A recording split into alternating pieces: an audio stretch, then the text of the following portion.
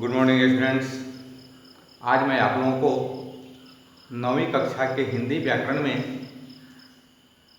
अर्थ के आधार पर वाक्यों के भेद में 7वां और 8वां भेद के बारे में बता रहा हूँ।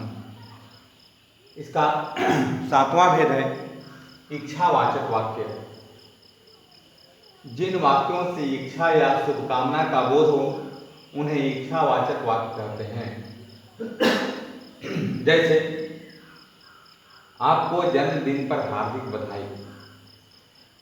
इसकी परिभाषा में मैंने बताया कि जिन वाक्यों से इच्छा या शुभकामना का बोध हो उन्हें इच्छावाचक वाक्य कहते हैं।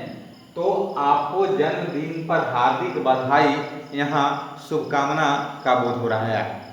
यहाँ जन्मदिन पर शुभकामना दी जा रही है, तो यहाँ इच्छावाचक वाक्य है। दूसरा वाक्य है काश डॉक्टर समय पर पहुंच जाता। यहाँ भी एक इच्छा व्यक्त की जा रही है कि डॉक्टर समय पर अगर पहुंच जाता तो फिर समय पर इलाज हो जाता। तो यहाँ इच्छा व्यक्त की जा रही है कि काश डॉक्टर समय पर पहुंच जाता।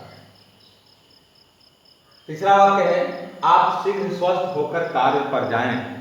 यहाँ भी स्वस्थ होने की कामना की जा रही है, तो इसमें भी इच्छावाचक वाक्य है। अब है निराला पुरस्कार मिलने पर बधाई। निराला पुरस्कार एक पुरस्कार का नाम है।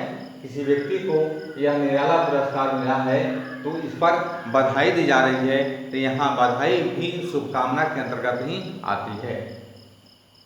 फिर है दोनों परिवारों में पहले सा प्रेम स्थापित हो। किसी कारण से अगर किसी दो परिवारों में विवाद उत्पन्न हो जाता है तो उसको समाप्त करने के लिए यहाँ पर एक शुभकामना भी व्यक्त की जा रही है कि दोनों परिवारों में पहले सा प्रेम स्थापित हो। अब है 8वां प्रश्नवाचक वाक्य। जिन वाक्यों से प्रश्न करने का भाव प्रकट हो उन्हें प्रश्नवाचक वाक्य कहते हैं।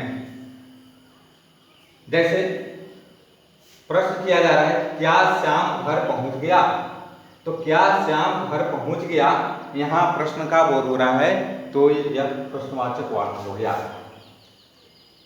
अगला है मोहन पटना किसके साथ जाएगा।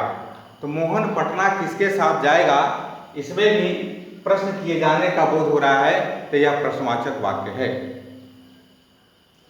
आगे है संभव को लाने कौन जाएगा, कौन गया है। तो संभव को लाने कौन गया है, यहाँ भी प्रश्न किए जाने का बोध हो रहा है, तो यहाँ भी प्रश्नवाचक वाक्य है। संभावना किस कक्षा में पढ़ती है, तो संभावना किस कक्षा में पढ़ती है, यहाँ भी प्रश्न किया जा रहा है, तो यह प्रश्नवाचक वाक्य है। राम कब घर जाएगा, यहाँ भी प्रश्न का बोध हो रहा है, तो यह प्रश्नवाचक वाक्य हो गया। सोहन कहाँ गया है, यहाँ भी प्रश्न किए जाने का बोध हो रहा है, तो यह प्रश्नवाचक वाक्य हुआ।